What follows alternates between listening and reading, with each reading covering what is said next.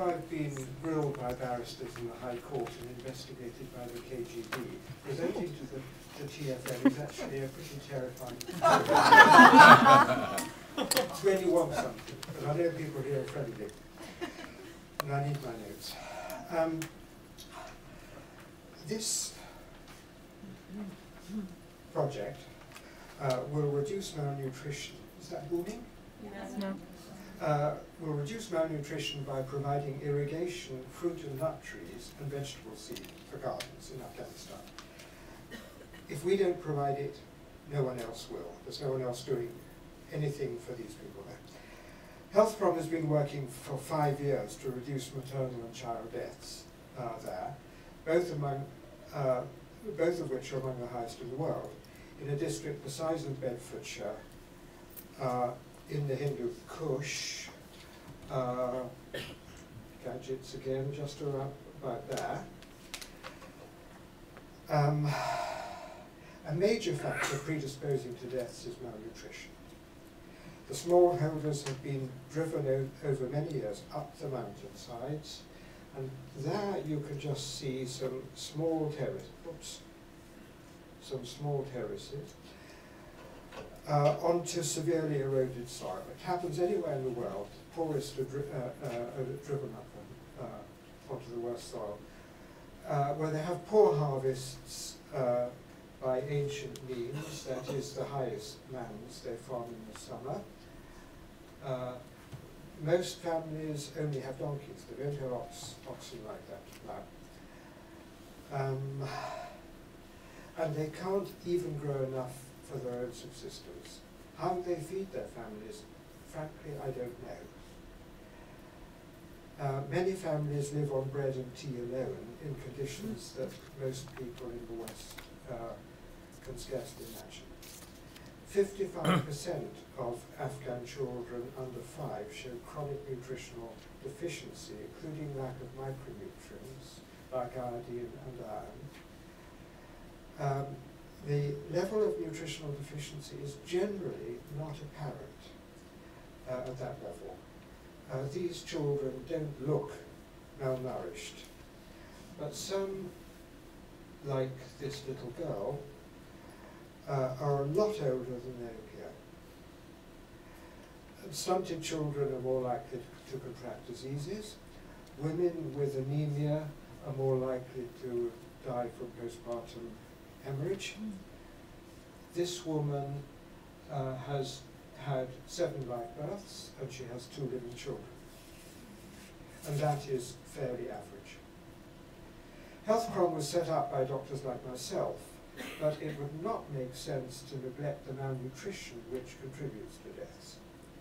Pregnancy, childbirth and early childhood are the periods of greatest risk, also when the least input can bring the most lifelong gain in health.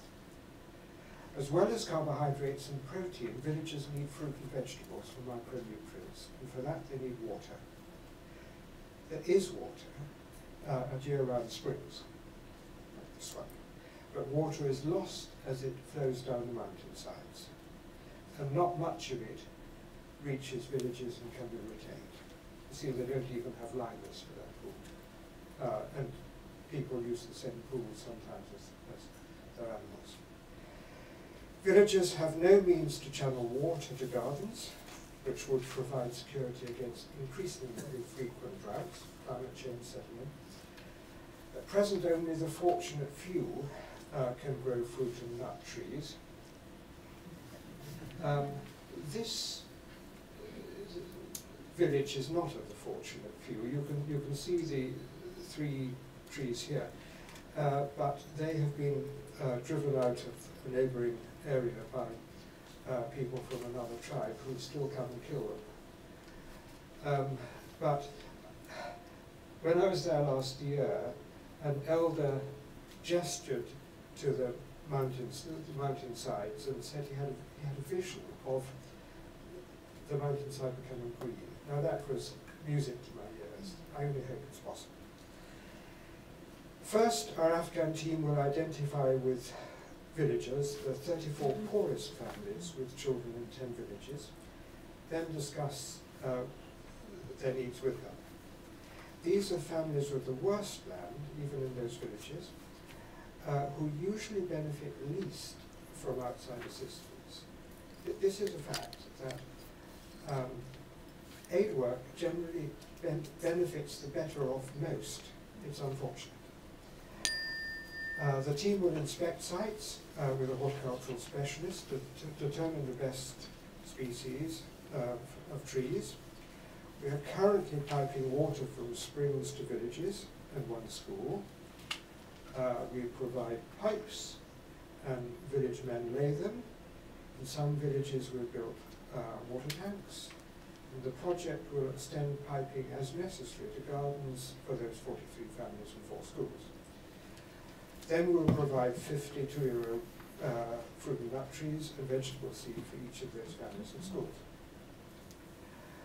We'll work with schools to give education on nutrition and more widely in the communities in those 10 villages, and increase diversity of crops. This project will be our first in gardens, a pilot project which we hope to extend more widely. In June, the local team leaders and I visited a project in the neighbouring province with domestic gardens, and we saw for ourselves the hard work which villagers put into gardens and the results. Sorry, I'm way behind on these slides.